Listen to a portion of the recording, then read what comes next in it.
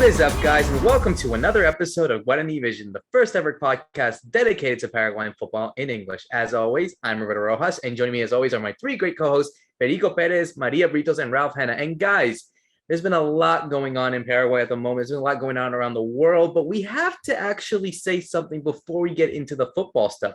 We have to pat ourselves on the back, guys. Can you believe it? We're number one, the best podcast, like the highest rated podcast on Apple Podcasts. We just got the news the other day to be the highest rated podcast in sports and in soccer for Paraguay. And guys, it's like we're almost over a year now into this project. You know, it's fantastic that we've done so long, so many things, and I think we should be very proud of what we've achieved and hope that we can go for more as we continue to advocate about Paraguayan football in English. So let's go straight into it. Fede, I mean, come on, I think that's a remarkable achievement to have, at least to top off the month.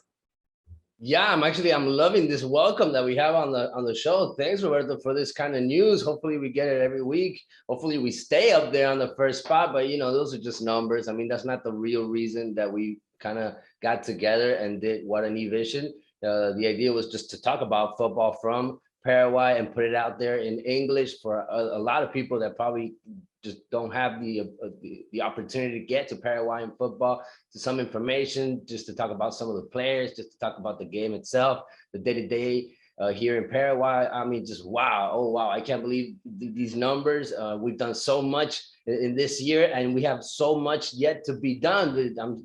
I love creating stuff. I love doing new things. So I have a whole bunch of ideas that hopefully in the time to come, we can also put it in here in Guarani Vision. So a lot of things will come. So stay tuned in Guarani Vision, not just on this episode, but I'm talking about the future itself. More interviews, a lot more things to come. And obviously, I'm so proud of this team and all of you guys, just because of the professional work that you've done and everything you put into this project. And hopefully in a couple of days, we have the Paraguayan national team playing again. So that's always lifting up the spirit here. The world qualifications coming back. Paraguay going up against three teams. We have three games, which is something unusual. I know you guys have been talking about some of the opponents, and we have a special preview about that also. So yeah, I'm looking forward to it. Looking forward to talk about the list itself, because we now know what kind of players to expect, even though there is still rumors about players not being able to come to practice, to get ready for these games, to play. Those players are the players that play in Europe clubs. So we'll talk about that news also, and everything that's been going on in the league. We kind of haven't got time. We've been talking about Copa Paraguay. We've been talking about Libertadores, Sudamericana lately because of important games, and we haven't really talked about the team that's number one, the team that's on top here. We'll talk about Guarani also, the team led by Fernando Jubero, the Spanish coach that came and really has put Guarani back into its place. They're number one, and they look so sharp right now. We'll talk about them, and obviously the strong teams here in Paraguay, like always. Absolutely, and I think it's a good thing to shift now to Maria. And I was thinking about it. Yes, it's fantastic that we do all this kind of stuff in terms of advocating for Paraguayan football, but just think about how big, and I don't know how big, Fede, you can obviously jump in. I don't know how big podcasts are in Paraguay or even American sports, but you look at, and Maria knows this and Ralph knows this as well, look at the amount of sports podcasts that are out there in the world that people consume, and yet we're higher ranked than them. That's incredible. I don't know. It's just something that I thought about just right now. Yeah, definitely. It's an incredible accomplishment, I think, for someone, for a podcast like ours. We started from nothing. We just, we got together and we said, let's talk about Paraguayan football, and here we are. That's what happens when you put the love and the dedication into something that you really enjoy doing. And obviously it comes into fruition when you have all these followers that listen to us and support us. That's why I'm always thank you for your support, and everyone and that can listen to us, watch us. But yeah, it makes me happy because it's a lot of hard work from our part. We get together every week, sometimes twice a week, but it's all worth it, in the end. And I couldn't be more happy than seeing all these results, and hopefully we'll keep on growing from now on. 100%. And let's go straight to Ralph on this one. And obviously, we'll kick in gears as to what's been going on for the Paraguayan League. We also have to mention that Libertad, we don't want to talk Sudamericana too much, but Libertad are on their way to the semifinals. They'll be taking on Red Bull Bragantino in a couple of weeks. So obviously, we'll keep an eye on that. Obviously, we got something more to talk about with this World Cup qualification, these kind of controversy going on with players coming to these so-called red list countries from from England, from Spain as well. We'll get into that, but let's go straight into what's been going on in the local league. As you had mentioned, Fede, yes, Guarani are top of the league right now. Aside that, it's kind of weird, guys. It's like we talked about Guarani side, I think a couple months ago, under Gustavo Costa. So we're doing good. Then they fell off. Now you come with Fernando Huero, who has a storied history, not just with Guarani, but also at various clubs in Paraguay. He's managed Cerro, he's managed Olimpia, he's won titles as well. So he has the history in Paraguay as well. But, as we speak right now, Ralph, top of the league, only separated by 2 points from Cerro Porteño, the only two teams who have not lost yet. We have Jose Florentin as top goal scorer. So things are looking pretty good for Guarani right now, especially given that they come after with this draw that they had with Libertad a couple days ago. They look serious and they really look to contend, and they're scoring a ton of goals in the process as well. Yeah, that's right. Hi, everybody. Guarani is a team that we were talking about had lost some key players at the beginning of the year. In fact, they've lost some to Libertad. So people like Bautista Merlini, Baez, the defender. Obviously, Redes, Romagna, and Cecilio Dominguez all headed off to Austin. So it was a team that were kind of struggling and didn't really compete in the Apertura. But if you guys remember my Clausura preview, when we did those on the Twitter account, I did say, watch out for Guarani because of Huero, because Fernando Huero has a great eye for players. Also, his style is much more kind of, I would say, intense and high pressing than you would get from other teams in the league. And that's kind of why I wanted to talk about the Guarani Libertad game specifically, because I really enjoyed that game. It was on Monday night. If I remember correctly, Libertad took the lead. Guarani equalized soon after. Then Guarani took the lead. Libertad ended up equalizing towards the end. But it was one of those games that was really very vertical. Both teams were really going for it. They played with two kind of classic number 9s, I guess, in Fernando Fernandez for Guarani, Oscar Cardoso for Libertad. And Cardoso was doing like that really classic work and hold up work of his back to goal.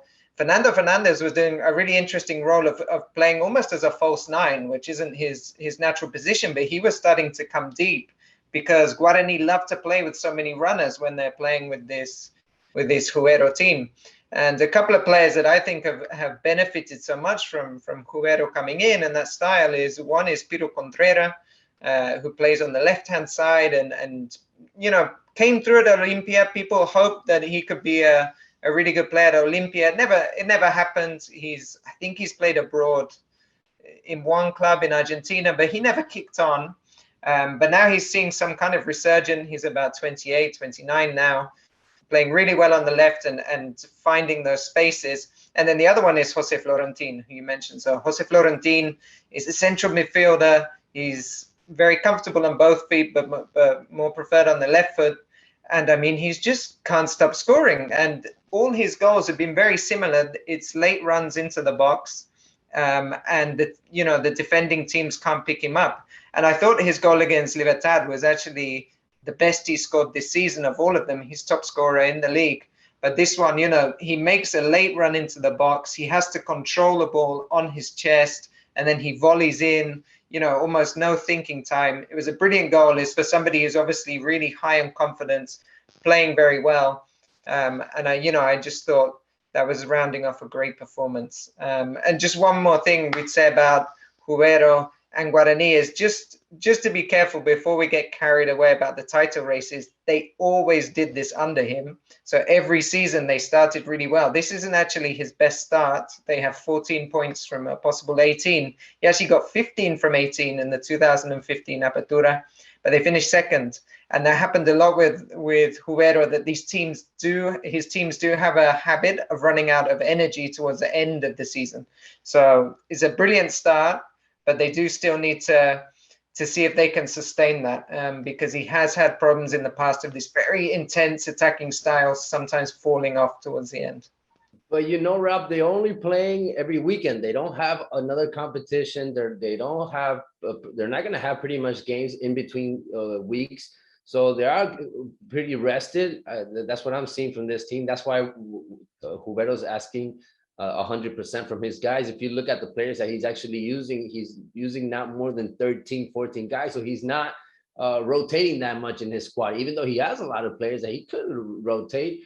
He probably thinks that with this base of players that he can actually even win the title. And he's done so well against the big teams. I mean, that's I think the key right now in this campaign of Guarani, and they just look so strong. I mean, you look at their goalkeeper. He's scoring so much because they're getting a lot of shots from penalties. Also, he takes the penalties, but he's also very important when he has to be under his goal. He's stopping a lot of balls that are probably going to end up in the net. So props to Gaspar Servio, who is a leader also in this squad. And then you have in defense, they brought in Marcos Cáceres. Ralph mentioned that they lost a lot of players in defense. Romaña went to the MLS some time ago. Baez went to Libertad because of his performance. And now you have Marcos Cáceres, who didn't have playing time in Cerro Porteño. He came by to Guarani, and Roberto Fernandez, who's been there for a while. This is a young kid. He's finally getting some spotlight. And then you have Rodi Ferreira, a player that he hasn't made it in other teams, but he's looking very strong back there. So you have a team that is doing well in defense. On the creative side, even more. I mean, Jose Florentin scoring in practically every game. Everybody's asking for him on the national team. Also, he deserves this moment.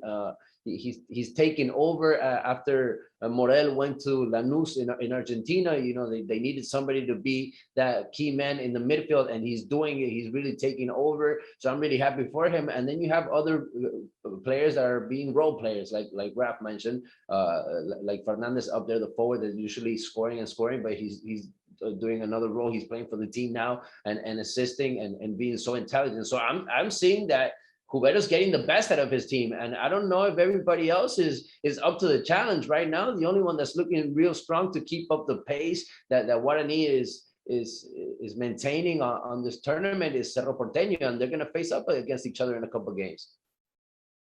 I wanted to jump into all of you guys, and obviously it's so early, and you had mentioned, Ralph, this is something that Jubero is infamous for as well, but are we starting to see the gap close? We're seeing teams starting to fall. So obviously Olimpia are doing very poorly, bottom at last place at the moment, but you still have teams like River Plate. You still have teams like Luqueño that are still up there.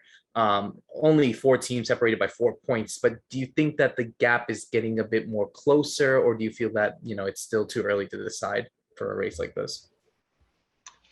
No, I think I agree more along the lines of Fede, that the only side that's really pushing Guarani and probably has a capability to push them is going to be Cerro, because Olimpia is in crisis, as we've talked about recently. Libertad have the semi-final, and it's very interesting that Libertad, the players they were bringing on at the end, they brought on Enciso, they brought on Melgarejo, who scored the equalizer. I mean, you could say they didn't start their best team, although it's hard to even know what that best team is. But for them, the focus is still Sudamericana, so I don't think they're going to really be pushing in this league season. And incredibly, they haven't won a game yet. They've drawn 5 of the 6 games or something. So really, probably it's only Cerro that have the capability. And then, Cerro Porteño's in a very strange position. Chiquiase, after the game, they won at the weekend. Chiquiase, after the game, was asked about, a penalty miss, and he kind of said to me, I didn't get upset about it because I haven't been upset since the 18th of July, and he's referring to the death of his son. And he's still going through a very difficult process there, and the club are kind of playing for him at the moment and putting in some good performances, but I don't know if I see this Cerro team as the same one that won the Apertura, for example, last season.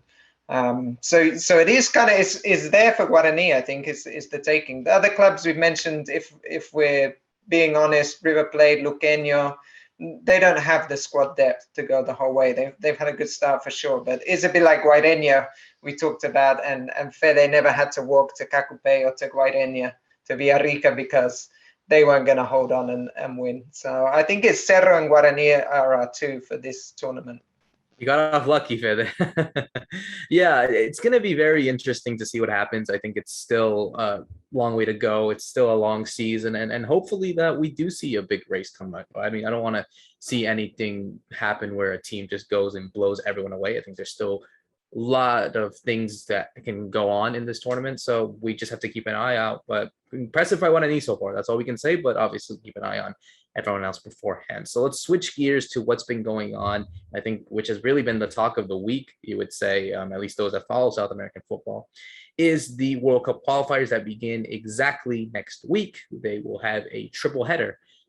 This has been done due to the scheduling conflicts that had been going on due to the COVID-19 pandemic, meaning that games have to be jumbled in and be played 3 times in a month. But even then, there is still controversy. And Maria, I want to go to you on this one. But the controversy that comes at the moment is that the Premier League and La Liga will not be able to send their players to South America, the players that represent those countries and playing in those leagues, due to COVID-19. Obviously, the UK government have a red list where all 10 South American countries are on the red list, meaning that they are unable to travel to the country.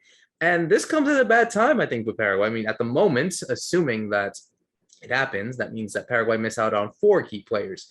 3 in Spain, which are Santiago Arzamendia, Omar Alderete, and Tony Sanabria, and 1 in England, obviously Miguel Miron. So regardless, we'll talk about the squad list in a bit, which I'm actually really excited to talk about. But I just wanted your thoughts on like this whole case. Do you think that there's going to be a resolution be solved? Because I think that if games are going to continue to be canceled and all this kind of stuff, there's no time to play any of these games because of conflict. So it's like, you got to work with what you have. And I think, for these clubs that, definitely want these players to play, I think they're just going to have to deal with the fact that they're not going to use them because of quarantine or whatever.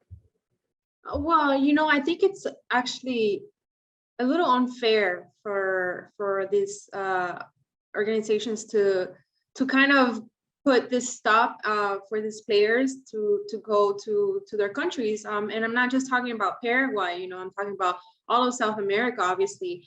And for the UK organization to say, hey, no, we're not going to send your players because of COVID.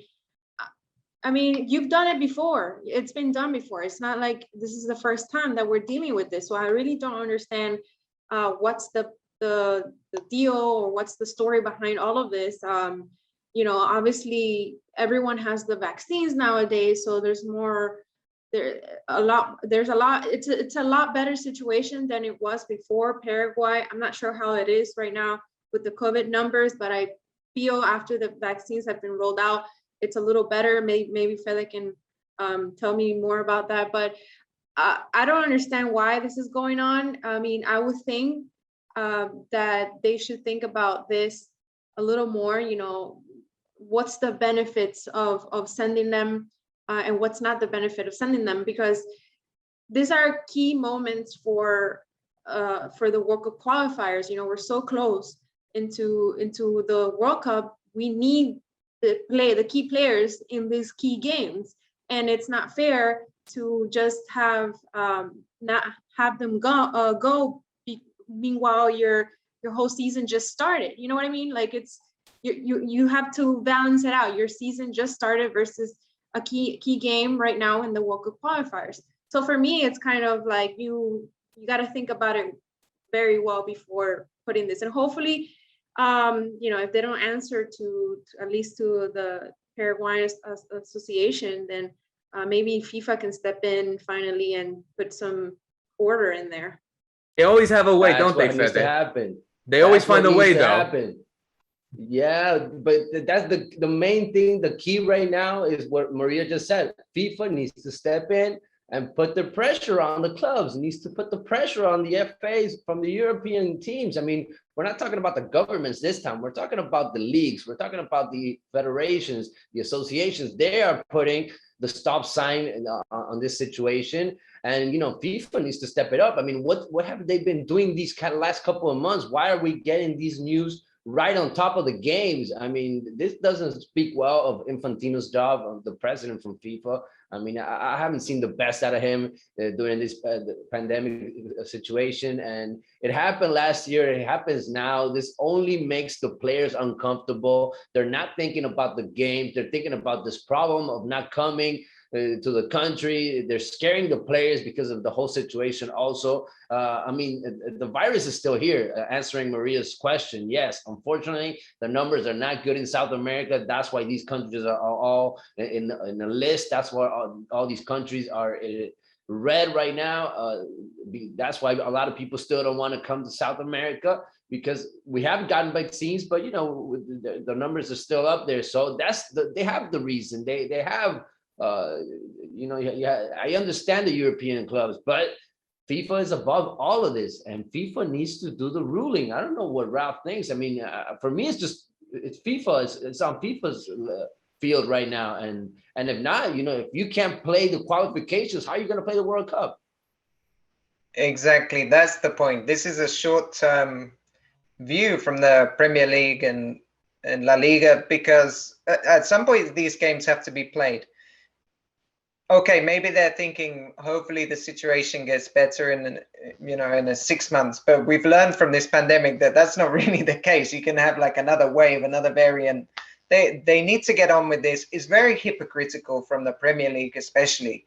I mean, they've just opened up the stadiums to full capacity. You're having like 60,000, 50,000 fans. None of them are wearing masks. They don't know if they're vaccinated or not. I mean, so a place like London actually has quite a low vaccination rate, if you check it out, compared to some other areas in Britain.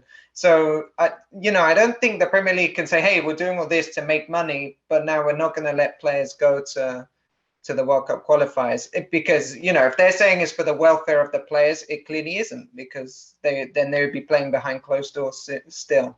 So, I'm not of agreement at all with the league's position, and I do think FIFA should be stepping in. CONMEBOL have asked them to step in. CONMEBOL have said that we can't manage this because the qualifiers themselves are FIFA competition, because it's organized for FIFA. And I also think, if Infantino can be at the Copa America final in Brazil one day, and the next day at the Euro 2020 final in London, and there's no problem then, why is it, where is the issue now? And of course, Euro 2020 happened under special dispensation from the UK government in the case of the latter stages. So why is it one rule for Europe and another rule for South America? I don't quite buy that. So yeah, I'm definitely on the feeling that FIFA need to put their foot down, and they need to work something out, because otherwise in November, what are they going to do? Because November next year is the World Cup in Qatar. Other countries going to say that we need to play our league? I mean, this has been programmed for years now. So I think at some point FIFA have to put the foot down and we just get on with it. It just feels so weird, like this whole situation, and different rulings for different countries. And mind you, this is not just South America. This is going on in Africa as well, North America. There are teams that have to play their World Cup qualifiers and they're not sending their players. So it's like different rulings for different countries. And I would assume that FIFA will have to step in and talk to the governments from the UK and Spain and mainly Europe and say, no, we need to play these games. And in a way, these players had the opportunity to get vaccinated. It was their choice to do it. We saw a lot of these players do it, not just in their country, but also obviously where they play their football club-wise. So yeah, it just feels very hypocritical on all sense, and hopefully that there is a solution that comes from that. But having said that, looking at the list itself, speaking about it and assuming that these guys are able to play, the four that I mentioned, we see a squad that is particularly the same. I think we were kind of hoping for that. Berizzo had actually said it in a few interviews after the Copa America that he wanted to maintain the base of players that played in that tournament, and he did so with a few exceptions. Obviously, we see the return of Antonio Sanabria from Torino. We see the return of Hernan Perez, a player that's actually very criticized in Paraguay for his run of form. We don't see Juan Escobar, actually, a player who did not play in the Copa America due to personal reasons that we do not know to this day. But the big news comes, and this one comes just a week before the game against Ecuador in Quito. Luis Amarilla gets his first ever call up to the Paraguayan national team. Fede, I want to go to you on this one because it seems as if though Berizzo is looking at a strategy for this game, especially the first game against Ecuador. Really, and mind you, he's done well as well in the Libertadores. Liga de Quito did well in that tournament as well. Sudamericana, sorry. So it might seem as a strategy for getting a player that is familiar with those characteristics, and I'm talking playing in altitude in Quito, but regardless of that, it's still a well-deserved call-up for him. But I just wanted your thoughts on the list overall, and if this is something that you agree with El Toto. Oh yeah, props to Berizzo. I mean, high five to him just for choosing Luis Amarilla. This guy's been out there for a while. I think he's actually been waiting for this opportunity. I don't know if actually he's been hinged in Ecuador. I wanted to ask some of my colleagues from there if he's actually kind of been hinged to play for the Ecuadorian team also, maybe, just because most of his career has been done over there, most of the goals over there. And what you're seeing from Ecuador is that, they do look into other players. They have a couple of Argentinians also that were nationalized, just like we do for our national team. So I don't know if that had something to do also with this call up for Luis Amarilla, who deserves it. You look at his rate of goals, he's just been scoring on almost everywhere he's gone. He actually was shortly in MLS, but unfortunately, an injury kind of kept him out there in his team, and now he's back to his form in Liga de Quito, and he's being very important in the team, and he contributes in so many ways, not just scoring, but he's just so strong physically. And I think this is his big opportunity, especially because we've lost a lot of strikers also lately due to injuries. Lescano back in the days, even before Copa America, he's not back yet in action in Mexico. And we also lost Gabriel Avalos, who was in Copa America. He got injured, so he's out for these games. So you had to look for another striker. You had to look somebody that was hot, and that is Luis Amarilla. I didn't see another name really coming up. If it wasn't this guy, especially because we're going up against Ecuador, so it's a big opportunity. We might even see him starting. Why not there alongside Carlos Gonzalez or even Brian Zamudio, who had been the strikers on the Copa America on the last games, especially what we've seen. And then you have a couple of comebacks in this list, which I think is very good. I mean, Antonio Sanabria getting another opportunity.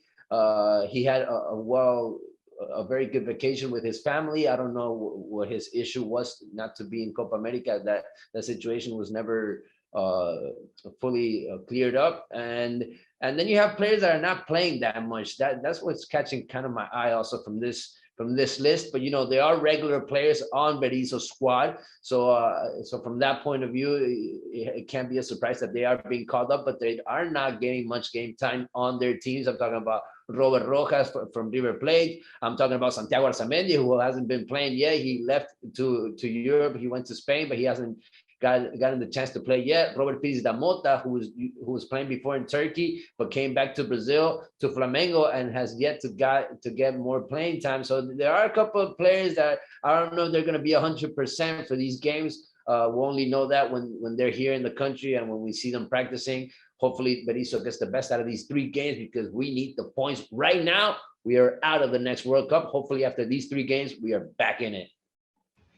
Yeah, I agree with the idea that Berizzo has called up the right kind of squad, and what he's obviously showing is he's using the Copa America side, and he's kind of saying that I now have the group that I like, and I'm not going to try and mess too much with team chemistry. Probably he was happy with what he saw in Brazil in terms of the camps, the spirit, because you mentioned Roberto Rojas. No, Roberto Rojas is here.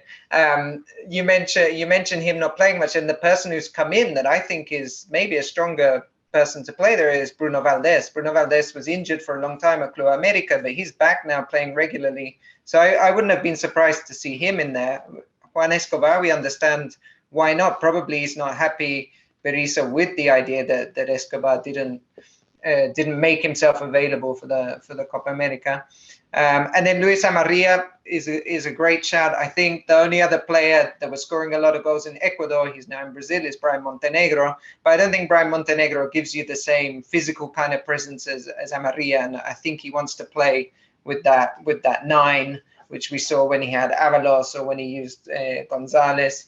And the one thing I think about team selection, I really feel we're going to see almost a B team in Quito.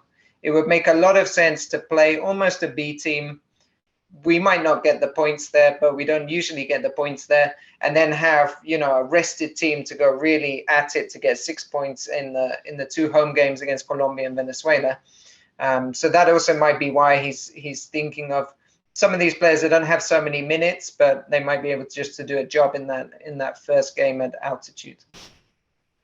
I'm actually very surprised that, like you mentioned, Rolf, that this team is consistent. Like Berizzo is being consistent with the players, and that's something that I think we've talked about before, and we said that it's very important for them to feel that connection as a team and to be able, because you need that to be able to play together. You need to get to know your coworker, your player, your teammate.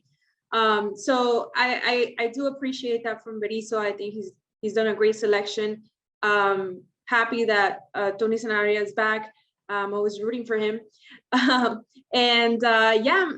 very excited to see as well. I think the one player that's been talked about the most is Luis Amarilla. I'm really excited to see how he does with the team. I think he's, from what we've seen him playing in Ecuador, he's doing really well. Just this yesterday or the day before, he had a golazo that we saw, and it's probably one of those players that can make a good impact. One of those players that can make the game fun to watch. You know what I mean? But other than that, I'm excited for this team to play. If they play the way that they played in Copa America, I think we're definitely gonna get all these 3 points that we need from all these 3 games. And I just hope that we keep that same energy that they had going on. I think that's the crucial part that you said, Maria. I think it's all about consistency, all about building a team. You don't want it to be chopping and changing. Unfortunately, we don't have the depth for us to be on that level. And that's ultimately the plan, is to qualify. And if you want to qualify, you want to have your best team out there, but you also want that chemistry. So I think it's the right decision. I think Berizzo understands that. Maybe there are those that don't agree with the fact that these players are being selected, but at the end of the day, he's the one that wants the best for his team. He wants to maintain. That's been something that we had talked about for quite some time. We don't want to go into it, obviously.